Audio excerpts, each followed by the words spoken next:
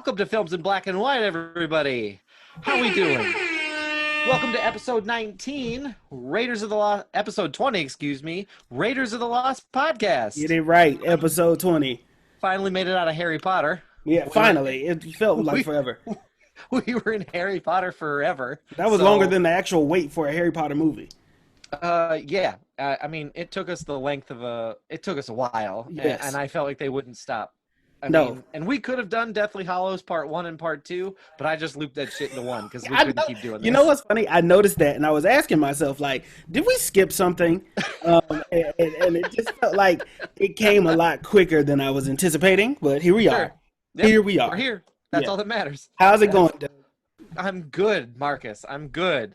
We're getting closer to the start of the school year, so if I had hair, it'd be kind of standing up on the end. Yeah. But I don't. But other than that, I mean, doing pretty well. Just Mhm. trying to keep it on one day at a time. Allergy season is kicked in, so it sounds like I'm fighting off the Rona, but I'm not. Gotta make that clear Allergies. nowadays. Yeah. I will say this though, this whole coronavirus stuff, like I have been paranoid ever since these allergies like kicked in yesterday afternoon. Okay.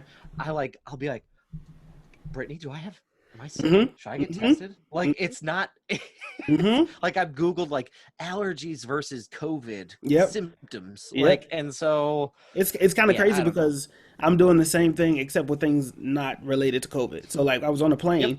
and my ears Yeah. were popping and I said, "Oh, this is it. This is the big one." I think that I have coronavirus. So like you fart too hard and you be like, "Yup, Yeah. that's Nope, the I got one. it.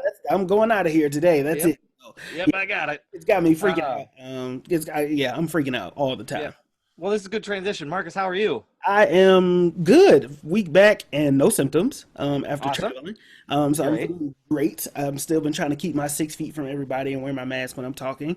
Sure. Um, I feel pretty good. That's I good. was really like Sunday. I just stayed in bed all day long, not from like Sure. fatigue or anything, but just stayed in bed. I just needed like the week I got back, I didn't really get a chance to like stop going, so I Sure. just stayed in bed the whole time, rested, and then Monday I felt a lot better to kind of go. I wasn't 2 hours late to work. The whole thing.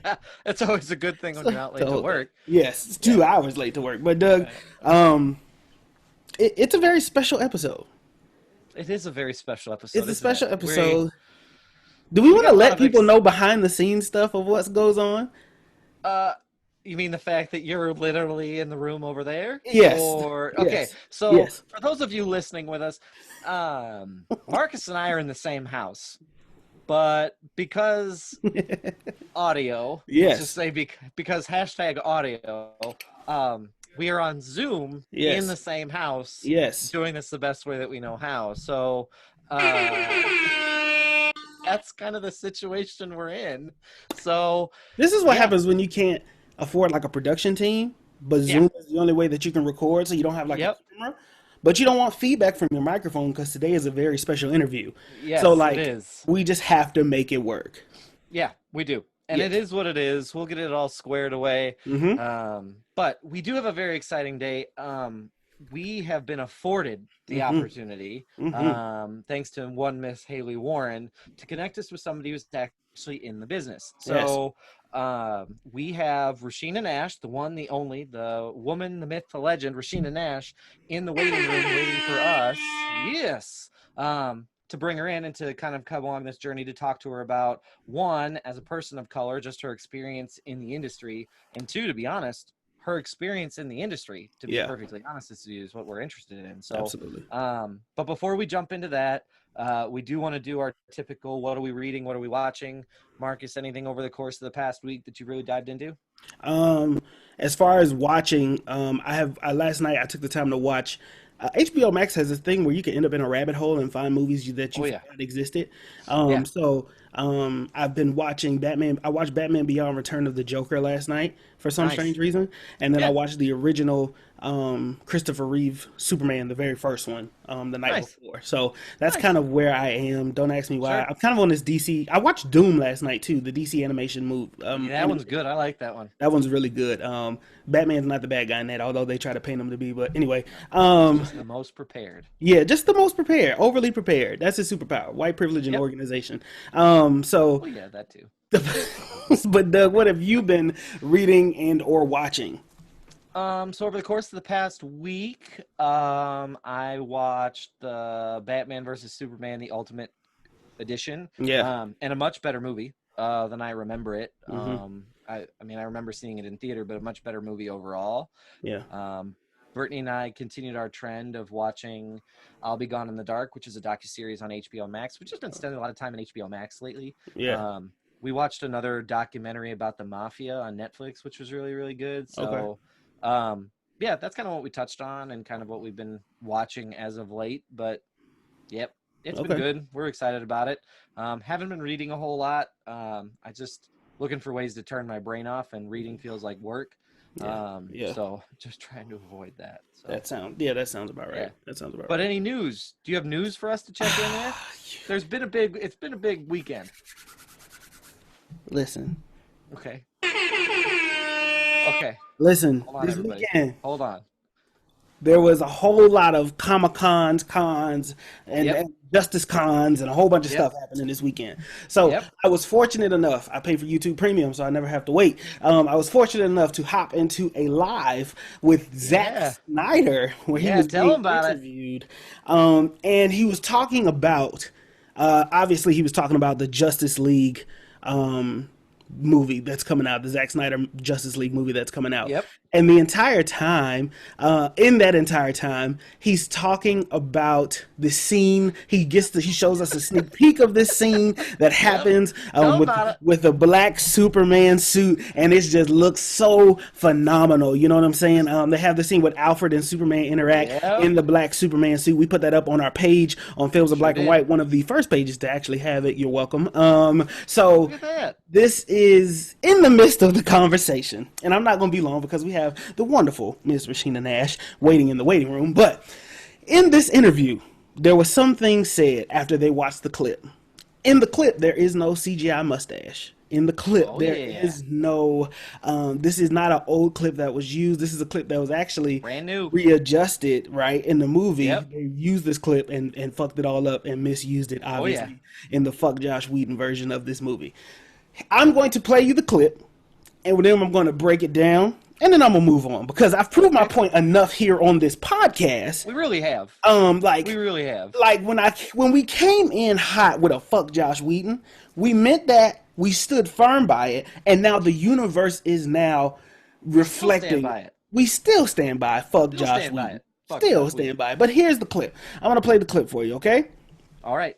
So this is after they play the movie snippet of the black Superman suit. Got it. Times. So we paused at each frame and we're like, it's beautiful. We did spend a lot More of than time 100. just like looking at Henry's face. I mean, I'm sorry, but we did. Yeah, I'm sorry. I noticed a significant lack of green screen on the mustache area. The thing. Apparently there was a mustache. The thing that we're not supposed to speak of. Yeah. Yes, the thing that, yes. It's not my fault. The chat is everyone screaming, "Yay, no mustache!" Yeah. They also No, are I- screaming to play it back, but you know. Yeah, I will never see an image of Henry Cavill with a mustache in my in the work that I did. So I was gonna say you did see him with a mustache in your announcement. I did see him the other day, but in the movie Yeah. there's no shots of him with a mustache. There are people out there that are kind of misinformed about, you know, the difference between your Yep. movie and the movie that came out in 2017. And some of them are claiming that you're going to use some of Whedon's scenes, which you're not. There would be no chance on Earth that a shot that is made prior or after I left the movie. there would be no way. I would destroy the movie. I would set it on fire, or I would use a single frame that I did not photograph. That is a fucking hard fact. And that is just, and it, you know, I just. So, first of all, he not only said it not once, Yep. not twice, Yep. not 3 times. I thought it was 3. Yep. He, in fact, told us 4 fucking times he is not going to use anything that was used from the previous Justice League version. You know what that tells me, Doug? You know what that tells me about Josh Whedon? Brother, this guy stinks. This guy sucks ass. He sucks. He must really fuck this up. Oh, I thought that they were friends, but Doug made a great point. Yeah. What was the point? Go ahead. You let him tell So the Marcus and I were talking about this earlier, and the point that I made was, it seems as if the studio, almost with a gun to Snyder's back before he stepped out, said, "Hey, before you leave, remind them that Josh Whedon's awesome." And he was like, "Wait, what if I don't?" They're like, "Just do it." And he came out and said, "I'm really confident in what Josh will turn out." And guess what? Yeah. He wasn't the whole time. Nope, he was wasn't. Bullshit from day one, and he wasn't happy about it from the get-go. Fucking and all hated this it. tells us is he wasn't happy about it. Nope. So, yeah, I mean, And we were right. Yeah, I mean, we were. We've been right this whole time. We were right. And all we need, I mean, the tremendous 12 listeners we get now, because we're up to 12, our faithful followers will tell you we've been right this whole time. They've been saying fuck Josh Whedon from the beginning. And now we actually have some evidence. Before we were just doing it because of a personal vendetta, but now we're actually right. So we're going to say that we were right the whole time.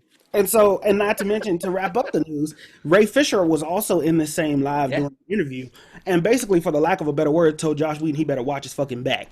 Not as a threat, as a physical threat, but more so as a documented. We are going to do this the right way. He's on he has an NDA, so he can't really say anything, and he said that in the interview, but he said that we're going to do this thing the right way, and because of that, Josh Whedon better watch his back. All these abuse claims and stuff like that is going to come to light. And he said he better be careful. And I think that Ray Fisher said, "I don't need the clout." He said, "I'll go perform in Wisconsin somewhere in a theater, and I'll be just fine." Which shows me there really is some underlying shit happening behind the scenes. Something happened. Something happened. We don't know what it is. Yes. So we'll just have to stand by and see what happened. Yes. But my guess is that I think in addition to others being canceled this year, I think 2020 is coming for Josh Whedon. And it better hit him hard. Better hit him in the fucking mouth. But that's all my news I got for today, man. The only news that I have, because there's been so much Comic-Con stuff, which we've been pushing out on our Instagram, so make sure you follow us on Instagram. Some of the other stuff outside of the typical fuck Josh Whedon stuff. For sure. The piece of news I have is that Tenet has been indefinitely postponed. So they have just not put a release date out there. Now they have recently said that it'll debut internationally because let's face it, other countries have their shit together when it comes to the Rona. So they may release there and then they'll figure out what to do here, but they're going to release it internationally first. So the long road to recovering $800 million is underway there. So pretty big news. I mean, the big question is, what does this mean for films like Mulan? What does this mean for films like Wonder Woman? For sure. What does this mean for other big budget things that were scheduled to come out? I mean, what happens to Black Widow? There's all sorts of stuff, and I think a lot of people are doing the wait and see thing. But it's not looking good for films in the fall. I think it also says a lot to where the U.S. is and where the rest of the world is with the coronavirus going on, that they can release internationally. I parallel those two things to say, like, we still haven't gotten our shit together. Like, seriously, y'all, wearing fucking masks. Like, Walmart and Target had to reverse their rules and policy on masks because they're afraid of their employees being in danger for people who don't want to wear masks. Just put one on. We'd be done with this shit. Like, what the fuck? But I'd like to have baseball, and I'd appreciate it if we can figure this shit out. Yeah, same here for football and just life in general. Like, I want to be able to go out and, put my hand in some dirt and not feel like I'm going to die in the next 30 seconds if I don't wash my hands. All right, let's move on. I have a lot of questions, but we're gonna not. I don't want to spend time on it. We have a big interview. Okay, so that's all our news. That's our check-in. And now the rest of this is we're just going to be touching base with the woman, the myth, the legend, Rasheena Nash. So, Marcus, you are in charge of this show. Yes. Do you want to invite her in? Welcome, everybody. I want to introduce you all to a very, very special guest, screenwriter and director, all the way hailing from Atlanta, part of some of my favorite TV shows like Insecure, Atlanta, House of Pain, Raven's Home. Like when I was reading all this stuff, I got kind of geeked. I was like, I was really excited. It was dope. But we have the phenomenal Miss Rasheena Nash. Hello, everyone. Welcome. Hello, Marcus and Douglas. How are you guys? Good. How you doing? We're doing good. We're in the same house just because we're trying to make sure that this goes well. We wanted the audio to sound good, so he's in the other room, and we're just MacGyver You in guys it. sound great. Thank you. Perfect. Thank you. Thank We you. did something right. That just shows you Doug didn't have to say any of that. We could have just had the perfect movie. Could have just kept going. But Yeah. I like to be honest. That's where I'm at. Very true. So let's go ahead and is there anything that you would like to say, Ms. Rasheena, before we get started with Catch That Quotable? Well, I'm actually in LA. I'm from Atlanta, but I'm in LA. Okay. I ain't never been to LA before. I've been to Atlanta a whole bunch of times, but I ain't never been to LA before. Oh, man. That's new. I heard it's Perfect about place for, if you got to be quarantined, you might as well be quarantined in paradise. That's true. I imagine. Good point. I'm just here in South Dakota. So we are going, let's go ahead without further ado. The audience knows what time it is. It is time for a game that we suck at, but they love to watch us fail at. Catch That Quotable, formerly known as Stump the Chumps, but we hate the title. So our guest is going to give us a quote from a movie, and it is our job to guess it, okay? So, Ms. Rasheena, you're going to read it twice. I have a Jeopardy theme song here queued up. Afterwards, we're going to deliberate while the Jeopardy theme song goes off, and after that, we'll probably lose. All right. Yep. We get a hint, right? Because we changed that up. We do get a hint. One hint. Just saying. Because we had to level the playing field since we've been failing at this so miserably. It's terrible. It's terrible. So, whenever you are ready, it's just a one-word hint. Yep. A one-word hint. One word. One word hint. Okay. So the hint is guns. Ooh, okay. And the quote is, why do we feel it's necessary to yak about bullshit in order to feel comfortable? That's a fire quote. Okay. One of my favorites. All right. I'm queuing up the Jeopardy theme song music.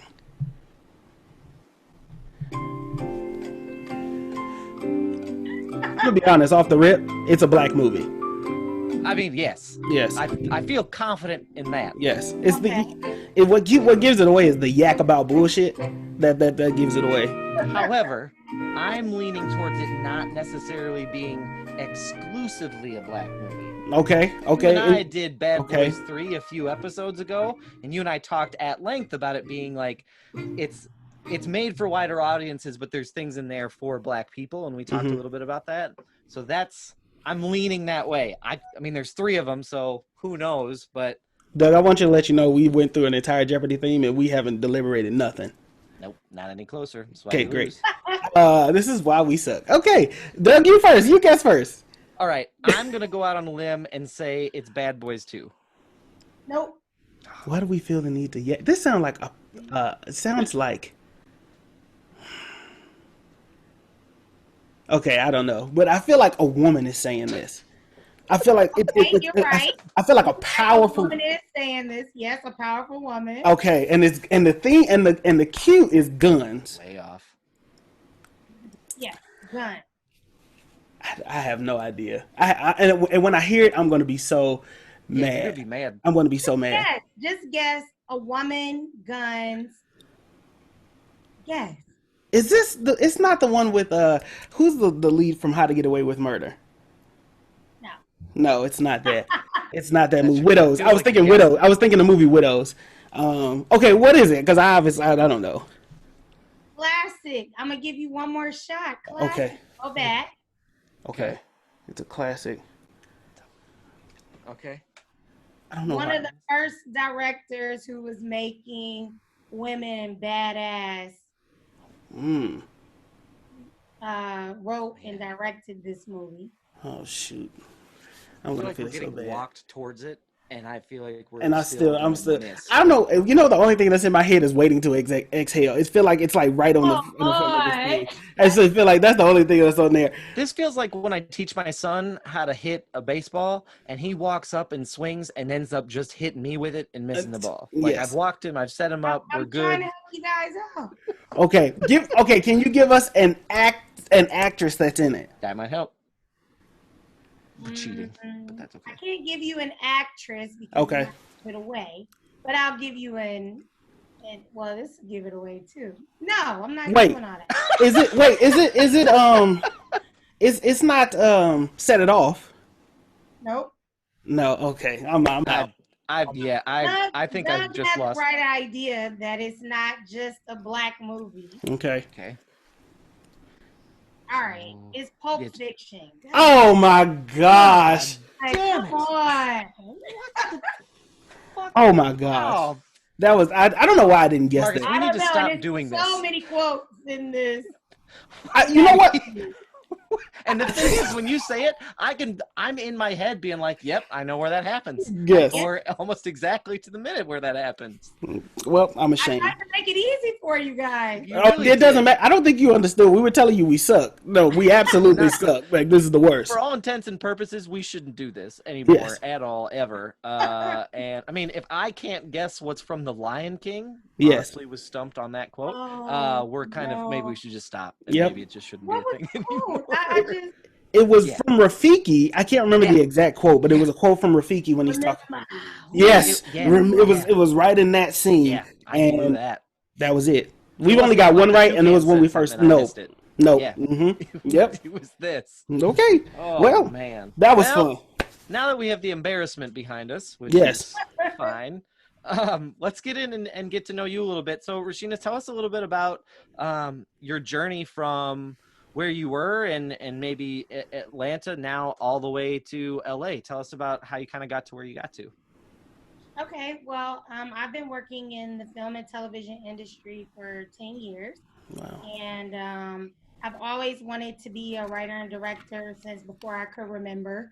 And so to get my foot in the door, I did lots of various jobs, grunt work jobs, whatever, to learn as much as I could about the business and and build relationships.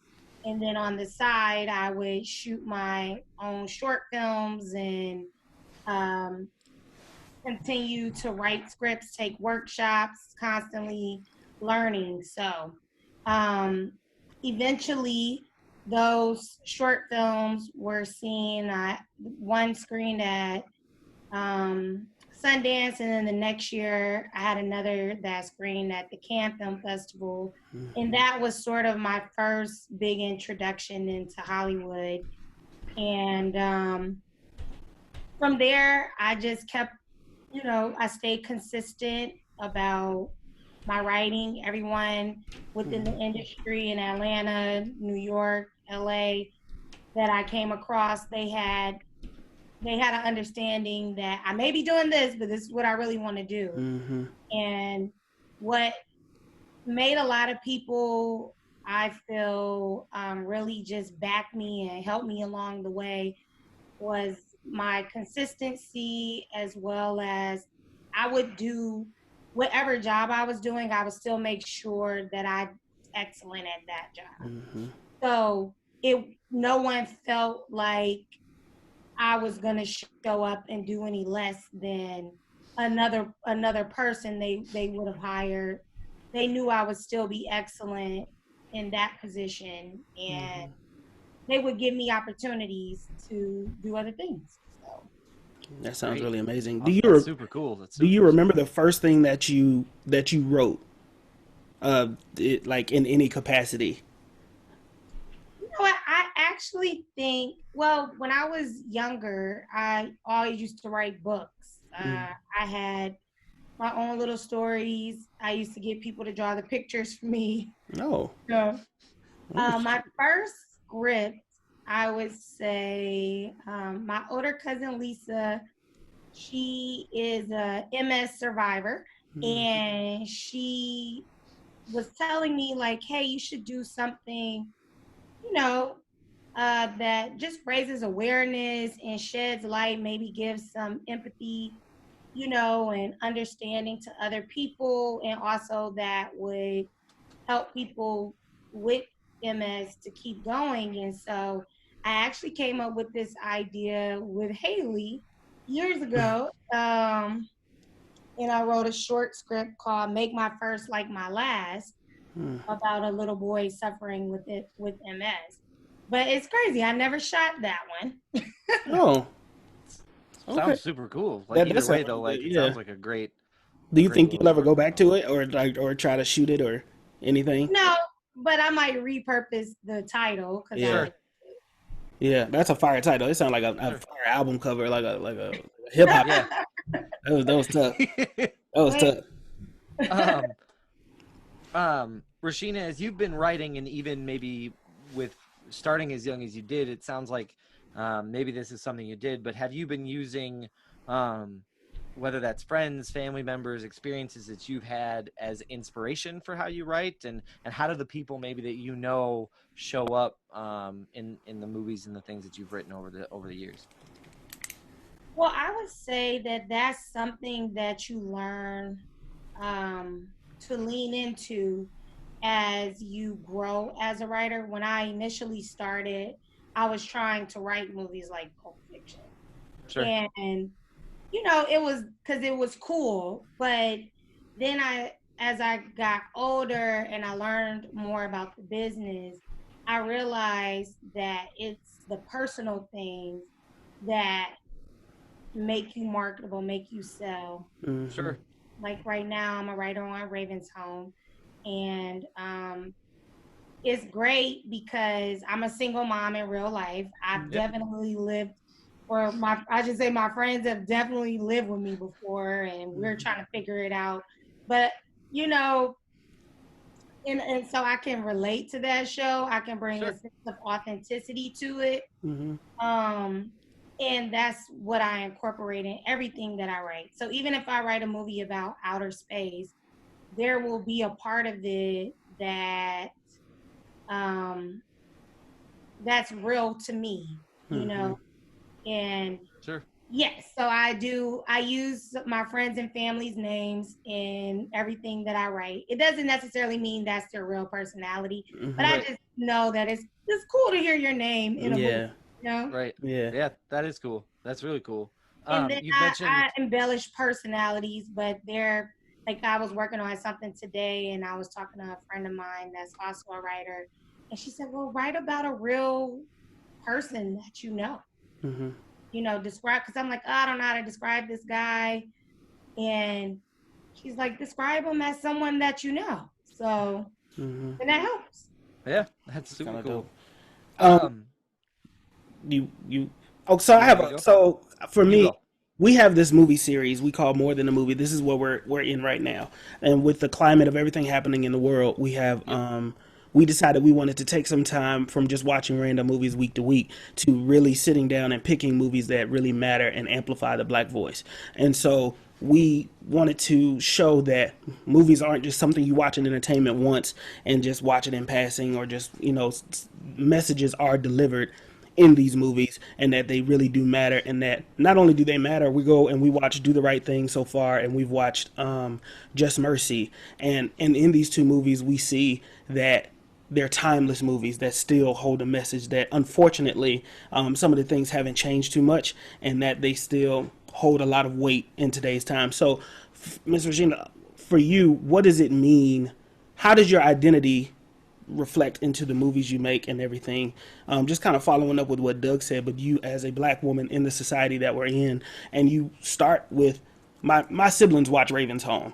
I'm more of a fan, of That's So Raven, the original, because that's what I grew up on, me personally. Right. My siblings watch.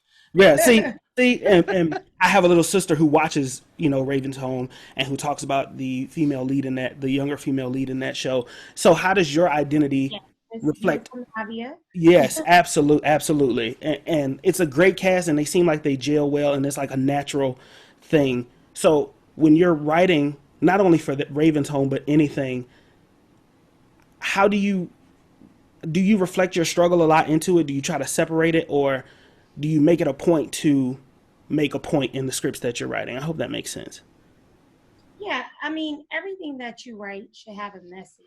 Mm-hmm. So there will be some theme in the script that you'll have, you'll get something from it. Mm-hmm. As far as it being a Black voice, I would say my mission is more to normalize Black people. And what I mean by that is I should be able to watch anything on, you know, Lifetime even, and see Black people and not be phased that, oh, this is a Black one, like, you know, or go to the movies and say, oh, we gotta go see this because this is a Black movie. Like, I want to normalize Black people in different ways, you know, like I love what Shonda Rhimes has done with her brand because she's put Black people in the White House and made it a day-to-day thing. She put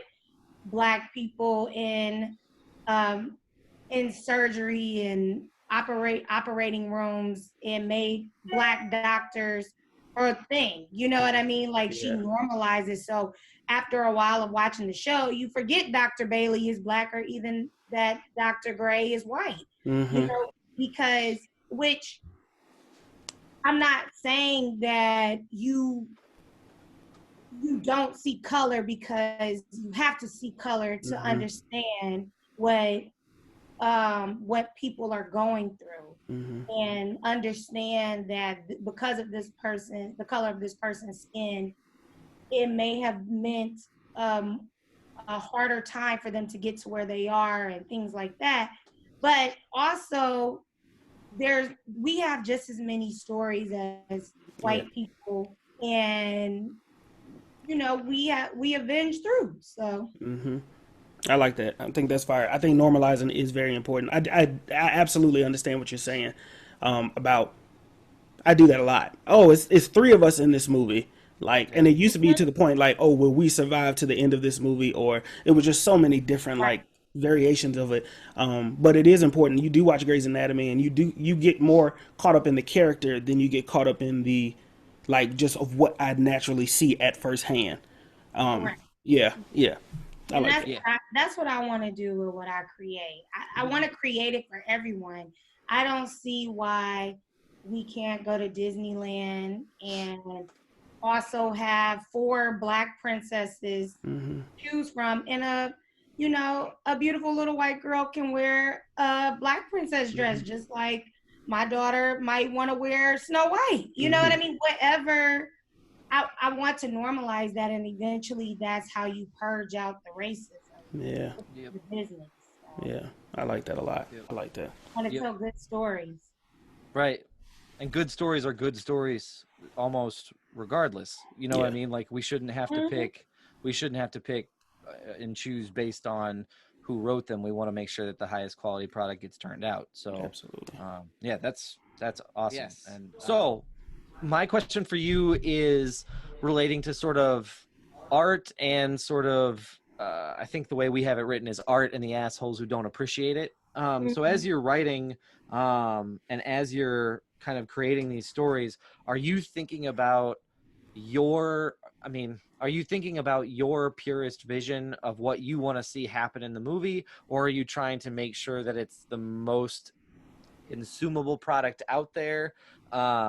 We had a big discussion a few weeks back about the battle between an artist's vision and the vision that gets produced. So as a writer and as you're writing a movie, do you feel like it's completely spelled out and as a director should be able to take it and be able to go with it? Or is it something from your perspective of it's okay for them to make artistic choices with what's written?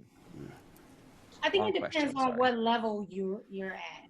Sure. So when you are just starting, you need to write what you love, because that is what they're looking for. They're looking for who is authentic, who has a voice. Also, too, then the next level should be you should do enough studying of your career to know kind of, okay, I do want to do this. So I'm going to write this, but I also now understand structure. I understand if it's a comedy, I need a joke on every page. I need, like you understand those sort of things so that as you write, it becomes sort of effortless. Yeah. So everything that I write, I really only take jobs that I want to do.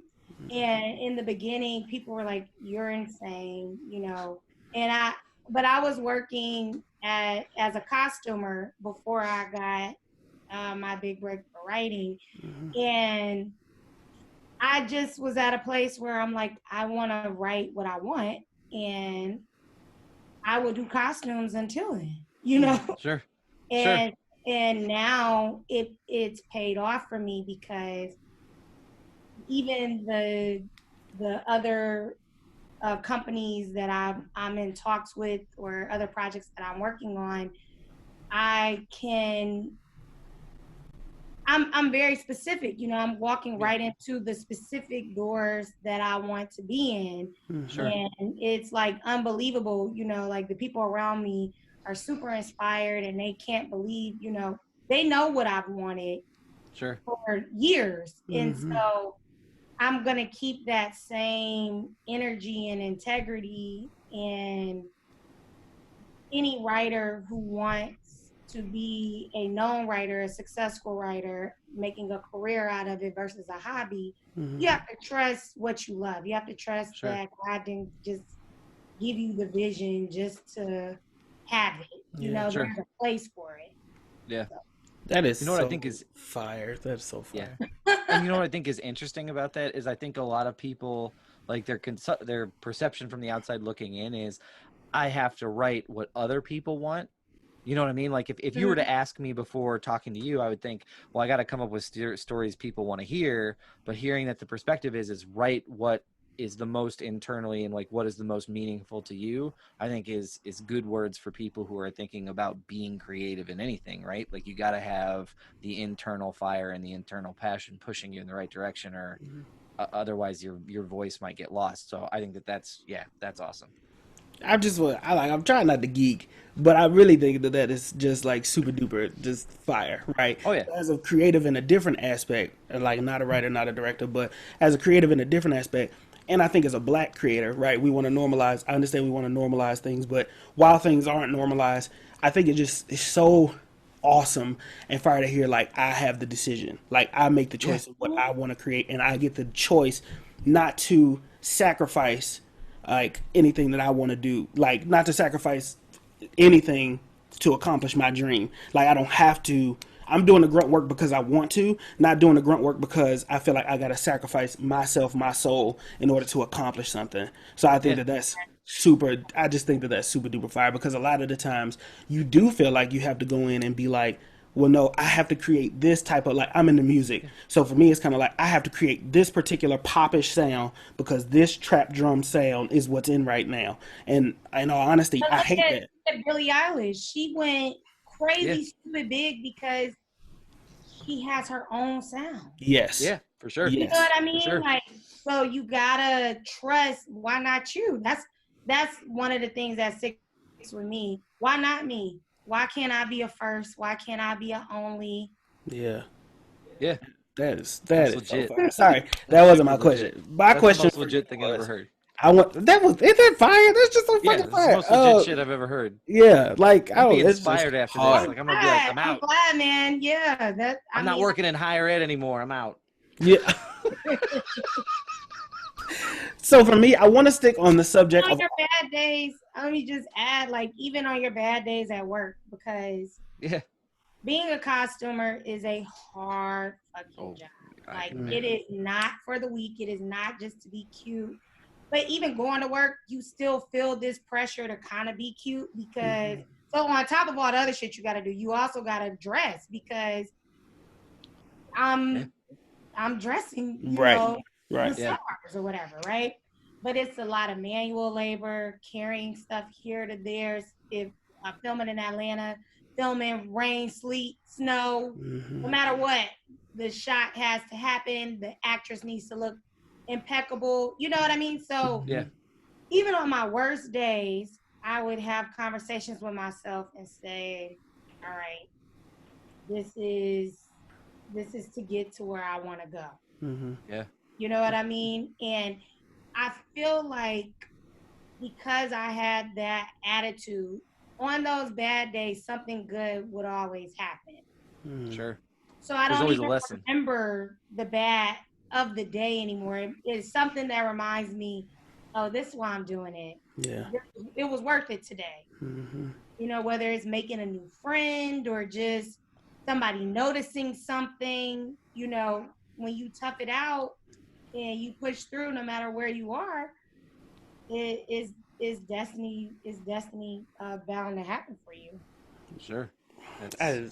I'm inspired. We could shut down the whole interview now. Yeah, I'd be I'm good. done. We're good. Call it a day. Yeah, because I mean that I think somebody's gonna need that, like that kind of inspiration to keep going. It's always hard to keep going while you're in the midst of it sometimes, and so like it's so easy to just stop when it's so much more worth it to just keep going and just keep pushing. Yeah. And I think that's just fire. I wanted to continue the arts and assholes conversation. Because I'm not gonna say where, but I was talking to Miss Haley, and she was telling about an experience that you had on set at a movie, and that they just weren't taking it serious. They weren't like they were just kind of fucking around or whatever the case may be. How do you, as an artist? Yes, I think you were helping. It wasn't your movie. I don't want to say the movie because, so she was saying she was kind of telling about your experience on that set and how it just didn't seem like nobody was really, whatever, caring or whatever the case may be, and it kind of reflected, I think, in that movie and the reviews that movie got. So as an artist, and then you have these assholes who don't appreciate it.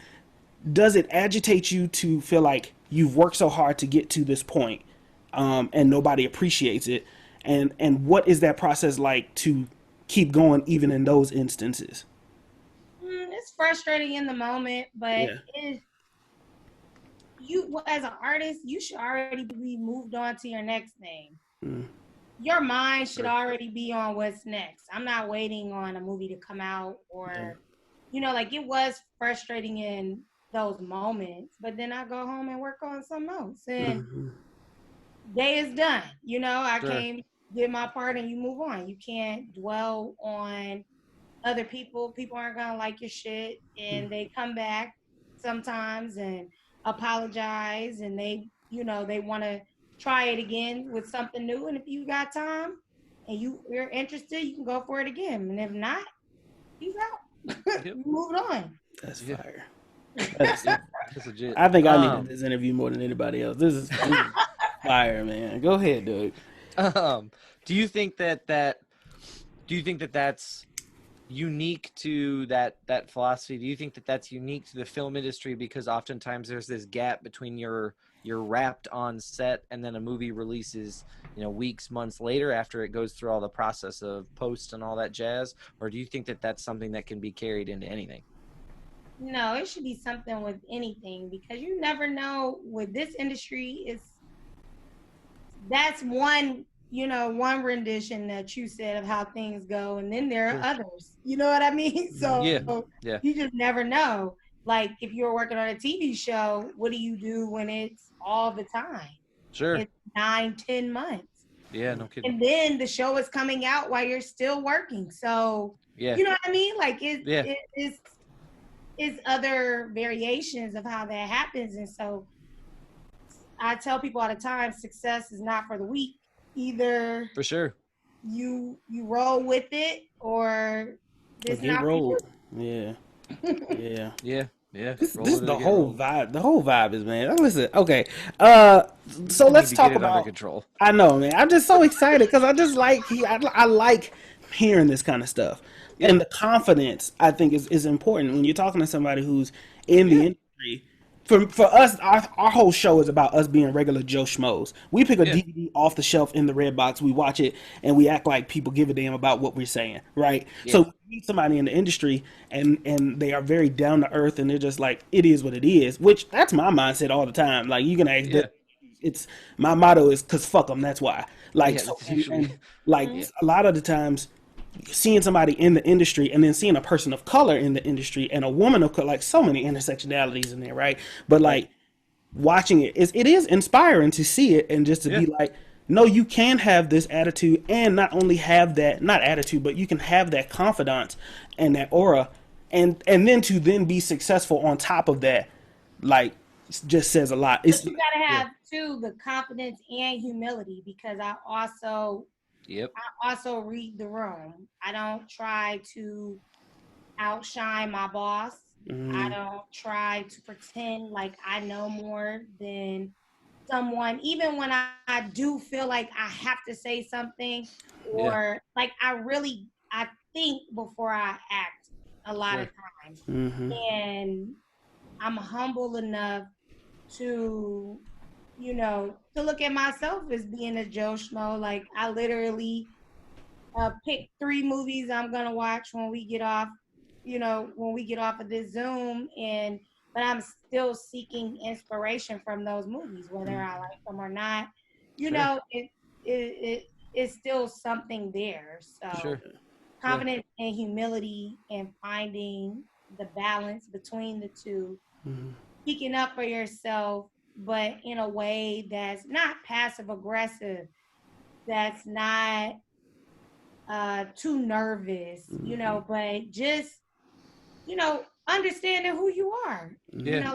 I love to start a conversation with superiors that is, I don't try to, because they can smell through bullshit too. So I don't Sure. bullshit you. If I tell you you're somebody that I really look up to and I idolize, that's for real. I'm not, and they know by that time, they know that about me because I've let it be known. You know Yeah. what I mean? But I'm quick to go to a superior and say, I know you know more than me, but I know, I'm not trying to step on your toes by any means. I have an idea. And if they say they're willing to listen to it, cool. If they don't, so sometimes they'll tell you, keep it in your pocket. We got to move on. And Yeah. you can't take that personal. You don't know why we have to move on. There's other shit going on Yeah. outside of you. Yeah. Yeah. So Wow. Yeah. Well, speaking of that, and you just brought up a good segue.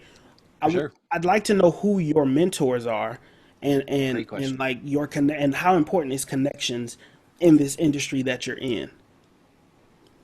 um well, I feel like, again, as you go through different stages in your career, you'll meet the right people along the way to guide you and mentor you. And sometimes you'll outgrow them or you'll go a different path. And so I have mentors now, like a guy, his name's Abdul Williams, a writer. He wrote the New Edition story and Bobby Brown. And he has just been like a godsend to me. And it was crazy because they called me about being the script coordinator on the Bobby Brown story. And I was like, no, I'm in the middle of writing a Lifetime movie. I'm not doing that, And they begged me to come in. So I'm like, okay. So I go in because the lady, her name is Letitia Fortune. She's a producer, production supervisor. Everybody in Atlanta knows who she is. And she has always looked out for me just from when I was a production assistant. So I said, okay, big sis called, I gotta go.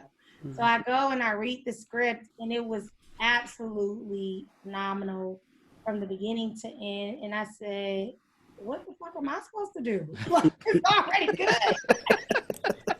No, if I'm moral support or what, but I feel like it was just like divine order opportunity. The opportunity was really for me and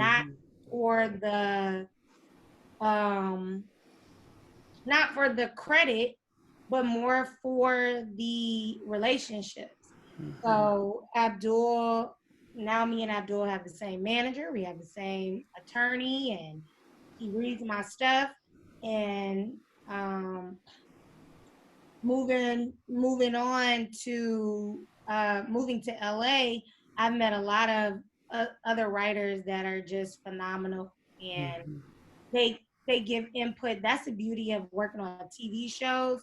You work in a writer's room, and so you're there with writers on every level.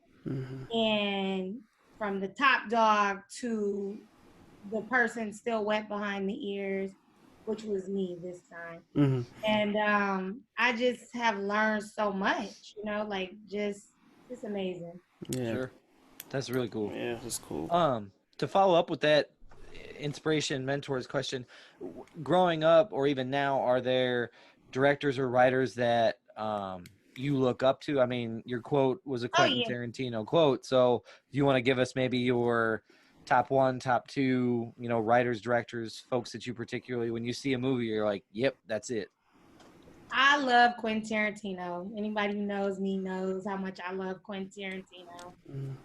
I love how he can take a serious situation and not make light of it, but he has a creative way to make you understand, and he makes his characters relatable yet exaggerated.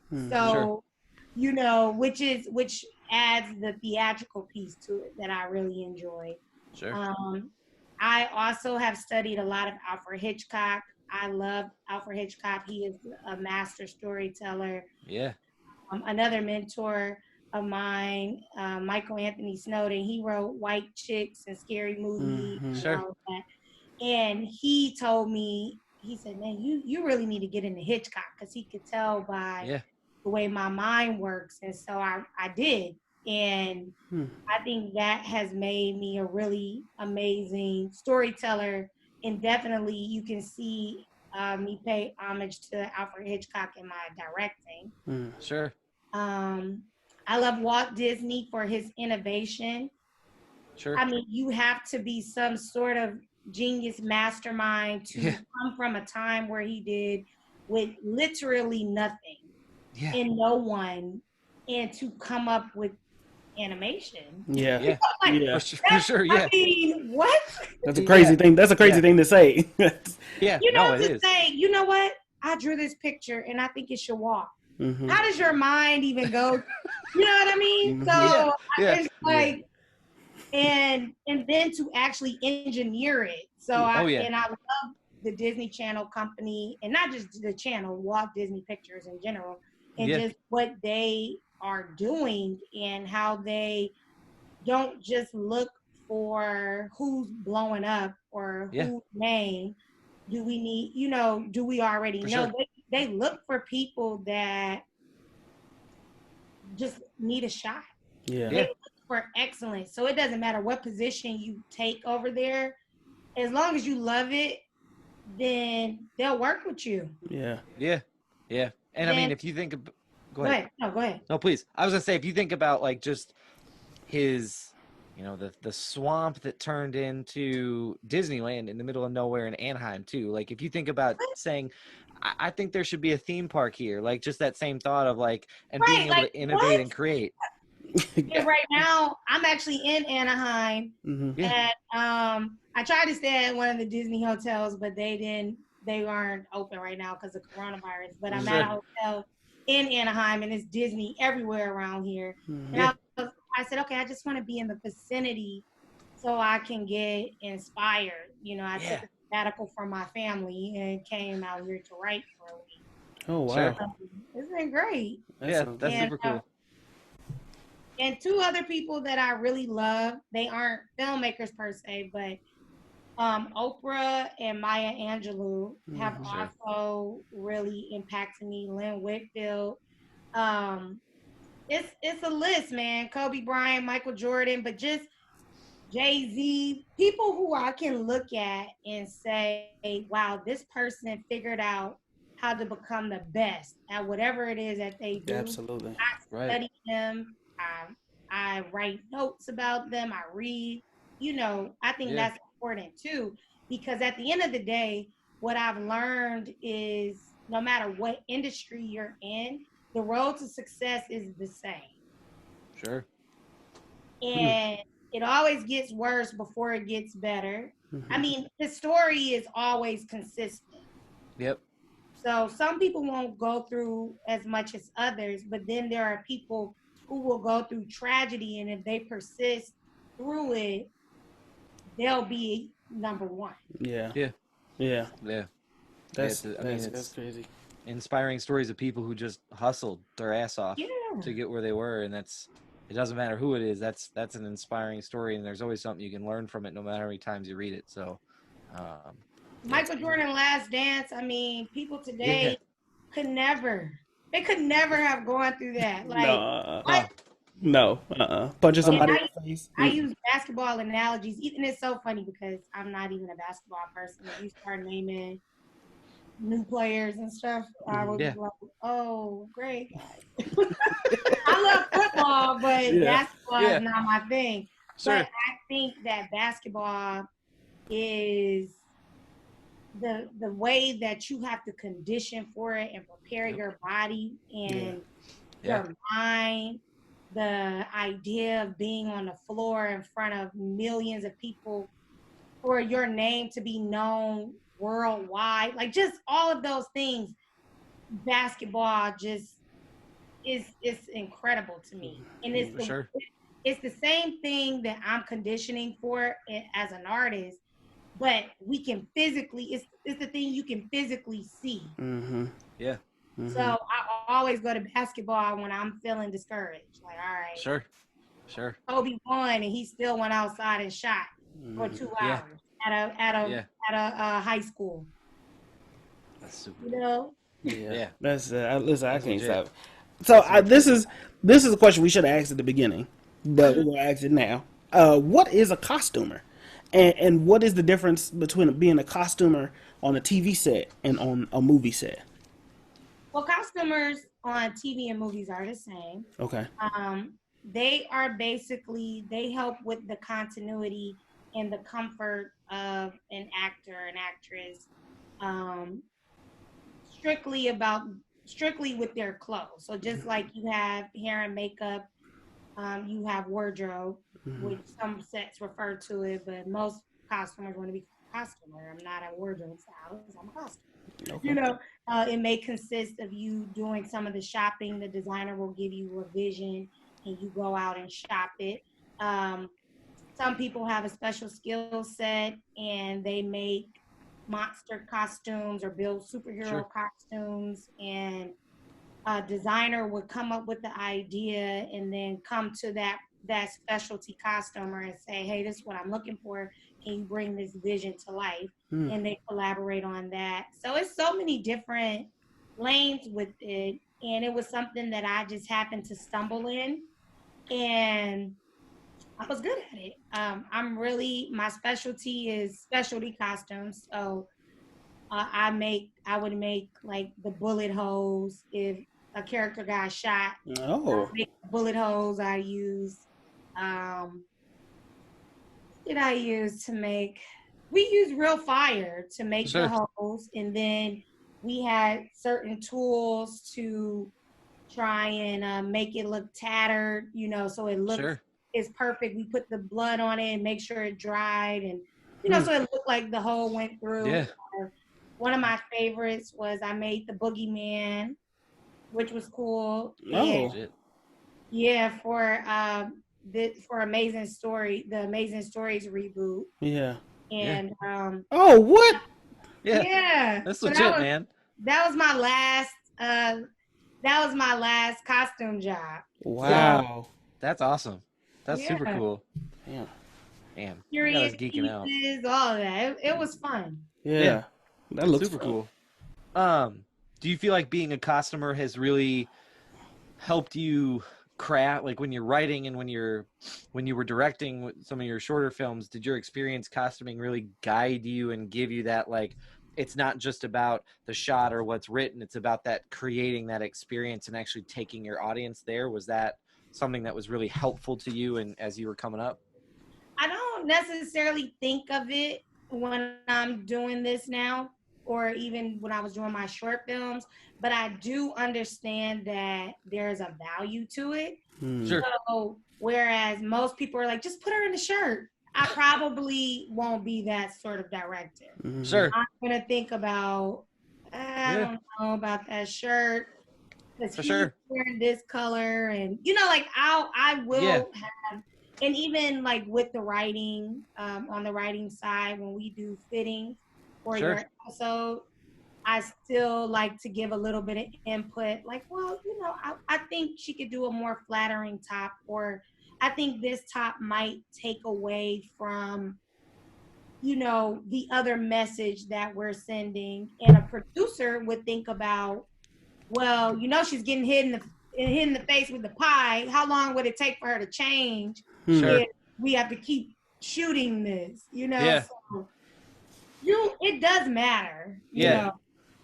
That's the one thing, Marcus, I don't think you and I, when we've reviewed a movie, not to offend our guests, but I don't think we've ever taken notice about how things are dressed or how a scene is dressed for this, especially as we were watching things like, Just Mercy or even Do the Right Thing. There's a whole we could probably dive into like just how scenes are dressed. Oh yeah, if you go back to Do the Right Thing, Spike is really big on colors and for sure. That makes a difference. So the costume designer said, oh, okay, so these are his color boards. Let me go and put colors that I know will work, because it's your subconscious mind that's paying attention. Sure. Because the moment that is off, which is also continuity, which a costumer would be in charge of. There's one show I used to watch. They had they just didn't care. He would have a tie on, then the tie would be gone, and then the next shot, the next angle, he has it back. Yeah. Wait a minute. Yeah, for sure. Get out of here. That's the kind of stuff my mom she'll nitpick. Me and her would watch movies. That's like where my love of movies came from, was like acknowledging all the bad stuff of like the messed up stuff. Like, look at that bad stunt double over there. Like, he ain't got no business over there. Just the silly stuff like that. But I never realized how important that is too. Like when you talked about Spike, we actually talked about the movie colors because it was a heat wave. He used reds and oranges. A lot of warm colors in that one. And so, but I didn't think about the clothes that people were wearing. I said, oh well, these are just clothes. I never thought that the color of the clothes matched the wall, the big red wall, and all of that kind of stuff. So that's really interesting. Like, oh, we're doing an interview. Let me go ahead and stop cheesing like a fanboy.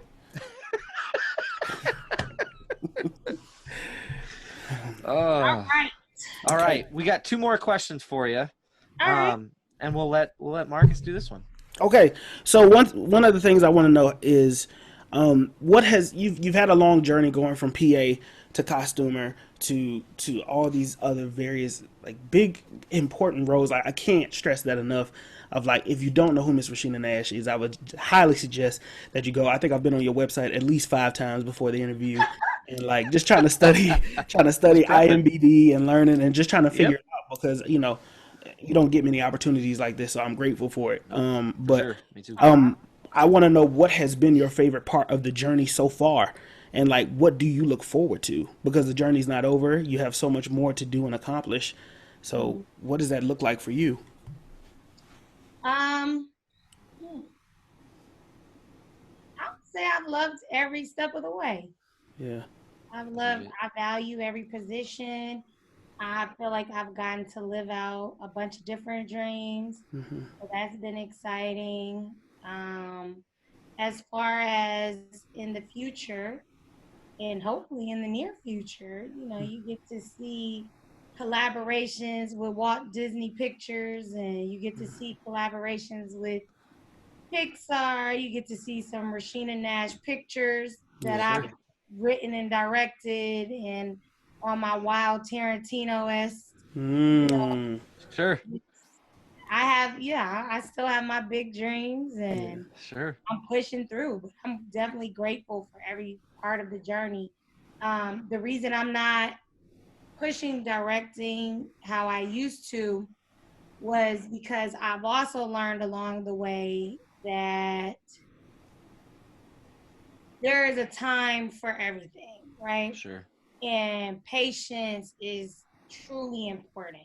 When I come out directing, I want to have lived, you know what I mean? Because what I've noticed is that most people don't make it as a director until they're well in their 40s. And I'll be 31 next week, but I'm not there yet, you know? Sure. So I think I still have about 10 more years now on the other side of it, the creative side of it, to really get immersed and understand. And I think when I have my first experience on a major movie that I've written that's studio backed, and I get to sit behind the director who is directing my words, that's going to be when things will start to click for me on how to navigate this next chapter in my career. But I also want to enjoy the moment that I'm in, because when I got into the WGA at our orientation, they told us you had a better chance of being drafted in the Major League Baseball than to be here. Wow. Oh shoot, you know. So I'm like, okay, so take that moment in, and again master it, become excellent at it, so that when I do say that I want to write, my reputation will precede me. And I mean, I want to direct, my reputation will precede me, and they'll say, well, how can we tell Rasheena no? Of course. Yeah. It's kind of it's big. I don't want like to compare people, but just hearing you speak reminds me of like when I watch like Ava DuVernay or like these kind of like vibes. I think is the reason like this is really important to me, and to us. But right for me, seeing somebody who looks like me and resembles me talking like this and reinforcing a lot of the thoughts that I have inside, I think is very, very important. And I hope that this does that for other people who are listening and get to watch this video and get to experience your art, you know, whenever the time is right to experience it. I hope they experience it in full, especially getting to see like your vibe and your energy. Like that is important. And now I'm excited to see what you write next with that same energy of no, fuck them. Like, oh no, that's me. Like I say that too. Like, so now I want to see what you're going to write that resembles that fuck them mentality and like that big dog mentality. So like, I'm really, really excited. I'm really excited. Oh, you would love to see me on set then. Oh, I would love to. I feel it. I feel it.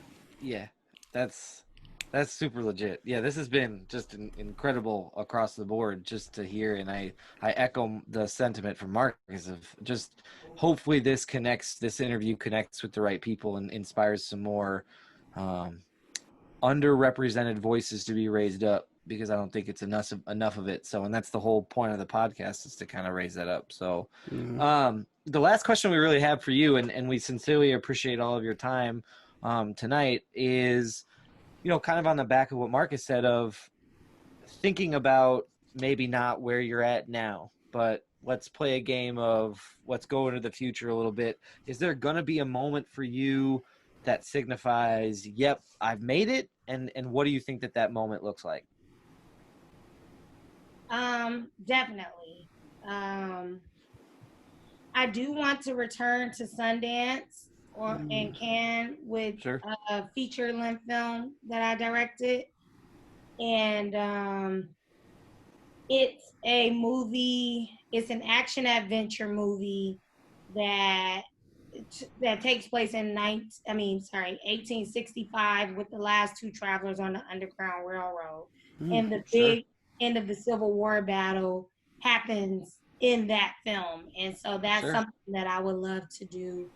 In one of my past lives, I also was on tour with Kevin Hart, and every city that I would go to, I would go to stops on the Underground Railroad. And so it's a very personal piece for me. So I think that is definitely a I made it moment.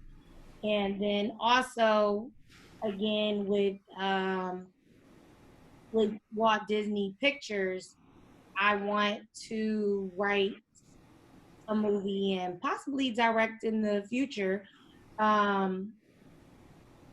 one of their great classic films and incorporate Black people. And I feel like that will be a major moment for me as well. Like, for sure, you know, I made it, I did what I came to do, and then I will continue to look for what else can I do, how can I help people. I love doing like these podcasts or just encouraging people all the time, and if I can do it in the masses with my writing, with my art, then that's amazing too.